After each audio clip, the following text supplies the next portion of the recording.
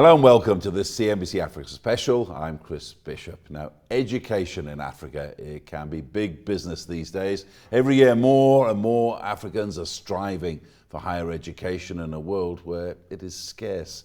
In this climate, more and more private companies are being attracted in to fill the gap. It's not always easy. There are plenty of challenges along the way. One company in the thick of it is the Transnational Academic Group, and two of their top executives join me in the studio here. Dan Adkins, the company's CEO, and Chris Pilgrim, the CEO of the company's West African operation based in Ghana. Thank you very much for joining me, gentlemen. Now, you're here in Johannesburg for the Future of Education Summit, which was held this week. Just to give me an idea, one of the ideas that was thrown out of that summit is that we could be seeing the end of the university in a time that the days are numbered, maybe. What's your view on that? I think that is really overstating the case. While universities will have to evolve to deal with the new technology and the new jobs that are coming up, they still will serve a very valuable place. Research is a key aspect of universities. If they were not in place, there's a lot of fundamental and basic research that wouldn't be occurring. Parents also are going to continue to be keen on having their children get a university education.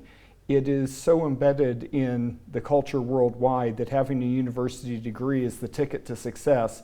It's going to take many generations for that picture to change. And ultimately, a lot of students need the university environment in order to be able to learn successfully. There's a lot of talk about going all digital, but only students who are very self-motivated and disciplined would be able to learn effectively in that way. A lot of students, especially when they come in as freshmen, need the discipline of the classroom and the teacher being there taking attendance in order to get them to develop the good time management and study skills that they need to succeed. So also, Chris, just give us an idea. You're head of the West African operation in Ghana. You've done a lot of work on this, the idea of the demand there is for tertiary education in Africa right now. Sure, Chris. And let me first start by saying that Africa's greatest asset is its youth. Coinciding with that, though, Africa's greatest challenge is how do we enable productive engagement in society of this youth. And I think it's indisputable that the single most important enabler of productive engagement in society is having a good education. So I want to talk a little bit about the scale of the investment that's going to be required over the coming decades into education. Our space is specifically in higher education, so it'll be slanted a bit more towards that. But the story rests really in demographics. And so Africa has the youngest population on the planet, and as well it has the fastest growing population on the planet. So what this means is more and more school-age children as we go through the next 3 decades. Another thing that's happening alongside of this demographic trend is that more and more students or more people of that school age are entering into education. So they're participating in education from the primary all the way up through secondary and into higher education. So when you put that on top of the rapid population growth, there's going to be an explosion in terms of the number of people who are looking for higher education. Currently across the continent, I believe actually in sub-Saharan Africa, so in this region, there are 17 million enrollments at the higher education level. So based on what the population growth and the participation rates, you're looking at 70 million students who will be looking for education in the coming decades. We have a situation now where the current capacity doesn't even come close to meeting the present demand. And so what are we going to do in the future? This will require considered and carefully planned investment, and it will involve both the private and the public sectors. Neither one of the two will be able to do this on its own. Exactly. Well, into the gap comes companies like yours. How challenging is it for a private company like yours providing education to come into this space here? We've already got an existing network of public institutions. The challenges are many, but they can certainly be overcome. Of course, one of the biggest challenges that any private company has is the regulation around setting up universities. In some countries, they prefer that universities be set up as charitable trust or public institutions, so private companies have a challenge in that aspect. And in many countries, the legislative and regulatory framework isn't set up to allow a company like ours to partner with a world-class university, as we've done with Lancaster in Ghana, and bring them into the country. The way that the regulation is set up is based on universities starting from ground up in that country, not coming in already established with their own accreditation. And what are the pillars of your business that support this effort that you're putting into Africa? One of the reasons Transnational Academic Group has been so successful is we have based our business on 4 really important pillars. We make sure that we have world-class faculty. We ensure that our faculty are well-qualified, research-active instructors. That makes sure that the students are getting the best possible interpretation of the knowledge that's being presented.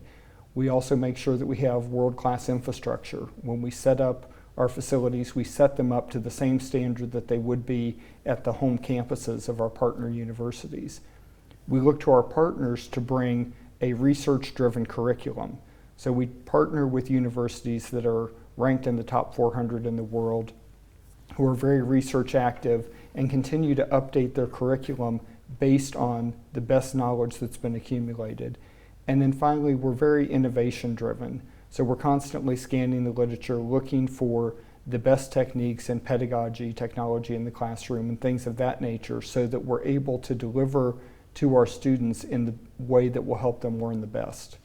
Well, there's a question I have for you, Chris, talking about the skills, on the scarcity of skills that we talked about in the intro. I mean, you've set up a university pretty much from scratch in Ghana. How difficult is it to gather a strong team of academics on this continent to do what you're doing? Look, I think this is one of the challenges that most universities around the world are faced with, so it's not unique to us in Ghana. Just launching off of what Dan had said, one of the pillars is quality teachers, quality faculty. We fortunately have a network that spans around the world and are able to tap into bringing quality faculty either into the university to begin with, but the ultimate objective is to develop local capacity, and so we're relying on good quality individuals that have grown through our system. Just come back to you, Dan. I mean, the technology is changing every month, every week. How is that changing the game for you? Actually, it's not changing as rapidly in education. One thing that's important to remember is that despite the fact people are saying universities today need to adopt technology because the children will be working in jobs and careers that don't even exist yet and very high tech. But the same thing was true with the kids who were born in 1930 and 1940. Jobs like rocket scientists didn't exist, but those same children going through with traditional learning methods are the ones who put human beings on the moon, satellites in space, developed computers and the internet. So we need to be very careful when we talk about adopting technology into education to make sure that we're not using technology for technology's sake or for the PR buzz that we can generate around it, but that we've actually done research and tested it to make sure that it produces better learning outcomes for the students instead of taking away from the students' learning. And this is really well reflected in the OECD report of 2015 that showed that the countries that have the highest PISA scores, which is an international standardized test, were also countries that had deliberately chosen not to integrate a significant amount of technology in the classroom. And these were countries like Singapore, Finland, and South Korea. What about this issue of training people specifically for the workplace? Right, so there's a skills gap that's talked about not only across the continent here in Africa, but it's a global issue. You know, at the core of it is our graduates leaving the universities with the skills and the knowledge that's required by industry. There's a number of different reasons why there's a skills gap. Some of it is simply the programs are not being offered that are desired or in demand. So for example, across the continent, there's an undersupply of programs in the STEM disciplines, which is in the sciences, technology, engineering, and maths. So this is more of a structural misalignment. There's also a misalignment in respect of specific skills that students might have. And what we have to do to overcome this skills gap is, of course, deliver the programs that are required by industry, but also work very closely with industry to understand precisely what their needs are and bring them into defining the educational outcomes that are required. I think this is a very important aspect of the public-private partnership that we had been talking about. So how do we bring not only into private universities, but into the public sector industry so that we clearly define the outcomes that align with demand? Okay, hold that thought there. I'm talking to Dan Adkins, the CEO of Transnational Academic Group, and Chris Pilgrim, the CEO of the company's West African operation based in Ghana. We'll be talking more education after the break, and we'll be looking at some of the challenge and the issue also of regulation. Do stay with us.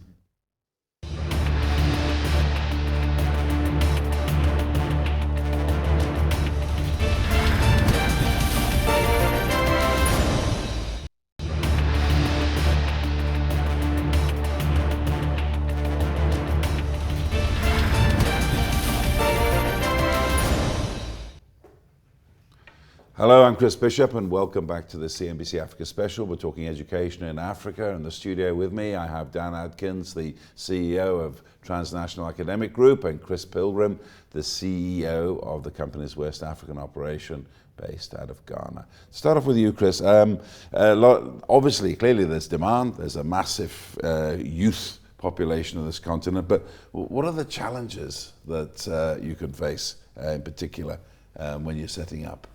In respect of investment into higher education and coming from the perspective of a private organization, I want to cite for a second a thorough and quite extensive analysis that was done of the business of education in Africa by Serious Capital, I think dating back about 4 or 5 years now. At that time, they had identified close to $20 billion of investment opportunity across the various sectors in education in Africa. So we're sitting 5 years down the road and less than a quarter of that investment has occurred. And so the question then becomes why? Why has 20 billion not been invested rather than 5 billion? Some of the challenges that we face, and I think it partly answers that question, is they lie in, as Dan identified earlier, the regulatory frameworks. So are the frameworks designed for the various types of organizations that will enter into the higher education space? And then, the taxation environments or the incentives that might be provided to organizations, I think misalign with this investment opportunity. So I'll give 2 very practical examples. The first relates to taxation. And I don't want to give a tax lesson, but I'm going to talk a little bit about the value-added tax. And the value-added tax is intended wholly as a consumer tax. It's not intended as a business tax. So what a value-added tax is, of course, is a taxation that's placed on the various inputs leading to eventual end of the product or the service. In Ghana, and also in 4 or 5 other jurisdictions in Africa that I've researched, quite rightly, the governments have exempted students from the value-added taxation, in some cases healthcare institutions as well. What they've not done alongside of that is provided a mechanism for the education institutions working in those jurisdictions to have an exemption, if you will, or to offset really the taxation on their throughputs. And so it becomes indeed a taxation on business, which is a perverse intended outcome. This is not a small matter. It's taxation of 15% on all of your throughputs, all of your inputs that can result in substantial costs to the organization as well. We're looking presently at, we purchased a piece of land for the construction of a campus, and that taxation will be applied to all of the inputs into that campus as well. And so, it's not intended, it's a simple fix, but it's very difficult in order to motivate or work with government to get the legislation enacted that will right that tax misalignment. That's one example. On the regulatory side, I'll give a very short and simple example. In Ghana, it's a 12-year primary through secondary education system, then leading into a 4-year degree program. We have a partnership with a UK university where it's a 13-year primary leading up to secondary education and then a 3-year university degree.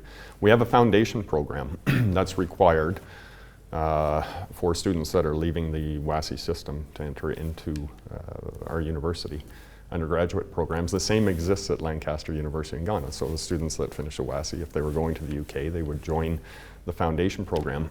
The regulatory environment in Ghana, or the regulatory framework I should say, does not recognize that there's different education systems that are constructed in different ways. There's not a qualifications framework per se.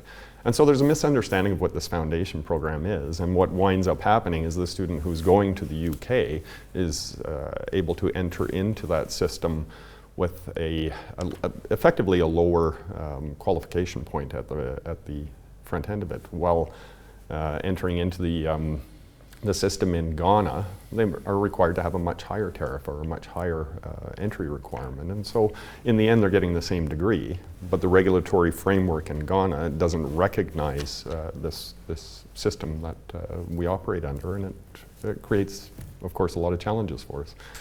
I'll come back to you, Dan. I mean, that's one issue there. There must be plenty of other issues that you face when you're trying to expand and set up this kind of educational business in Africa. Yeah, there are a couple of others.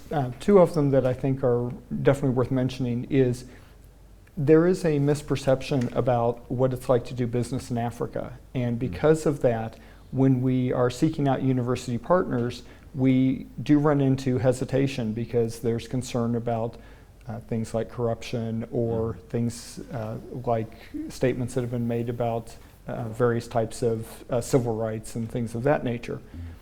So that presents a challenge when you're trying to bring world-class education from other countries here as opposed to developing it locally. The other is there are many parents in Africa who are able to pay for a world-class education for their children who decide to send their children overseas to study. Outbound from Africa, you've got about 500,000 students a year traveling to the US, UK, Australia.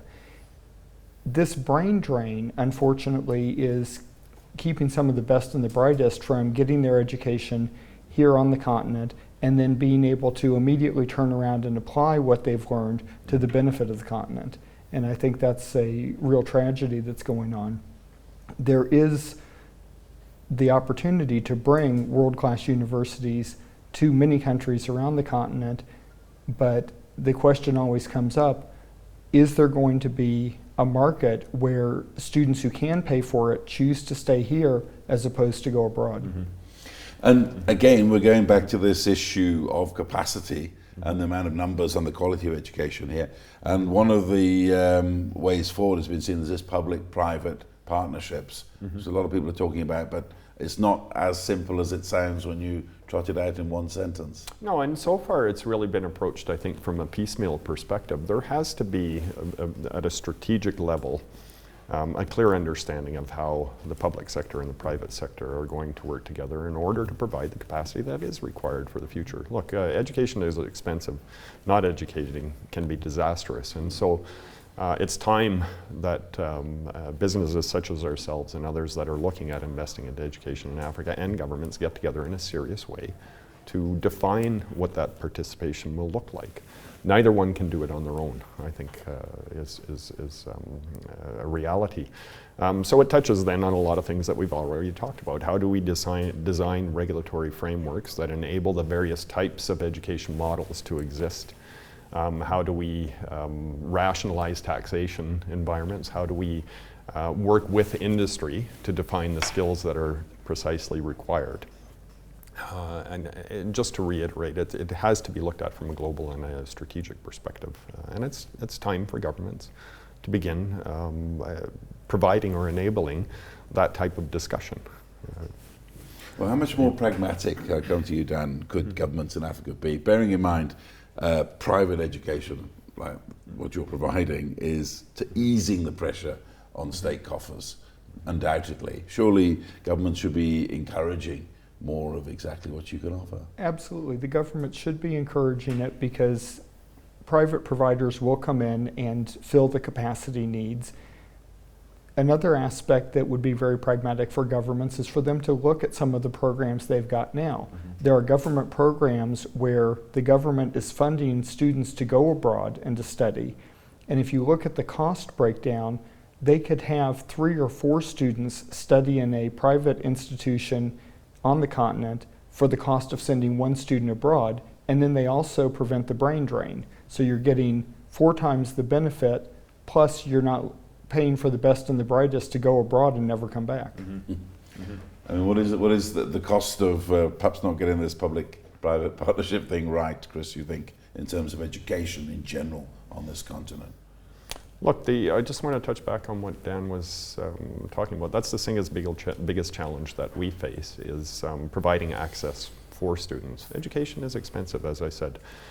To touch on what Dan was saying specifically, we have 500,000 or more students that are leaving the continent every year.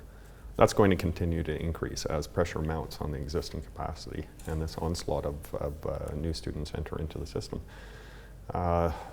The cost of sending someone abroad is 3 times the cost of educating them in Africa, particularly in our model.